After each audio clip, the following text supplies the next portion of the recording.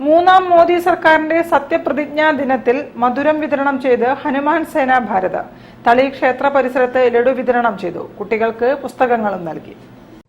മോദി സർക്കാരിന്റെ മൂന്നാം സത്യപ്രതിജ്ഞാ ദിനത്തിൽ തളി മഹാദേവ ക്ഷേത്ര പരിസരത്ത് ഹനുമാൻ സേന ഭാരതിന്റെ നേതൃത്വത്തിൽ ലഡു വിതരണവും പുസ്തക വിതരണവും നടത്തി.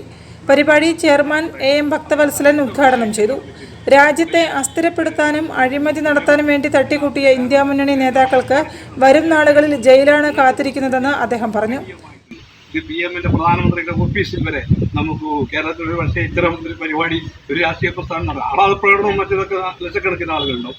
ഇത്തരം അറിവ് പകർന്നു കൊടുക്കുന്ന വിദ്യാഭ്യാസം എന്ന് പറഞ്ഞാൽ അറിവ് പകർന്നു കൊടുക്കുക എന്നുള്ളതാണ്. സ്വാമി സത്യാനന്ദ ഭാരതി മഹാരാജ് ലഡുവും എം ഭക്തവത്സലൻ പുസ്തകങ്ങളും വിതരണം ചെയ്തു. മുരളീധര സ്വാമികൾ മുഖ്യപ്രഭാഷണം നടത്തി.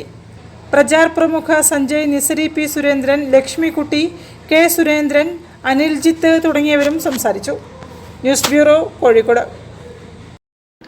ബോബി ചെമ്മണ്ണൂർ ഇന്റർനാഷണൽ ജ്വല്ലേഴ്സിന്റെ മെഗാ ഷോറൂം കോഴിക്കോട് അരയടത്ത് പാലത്ത് പുതിയ കെട്ടിടത്തിൽ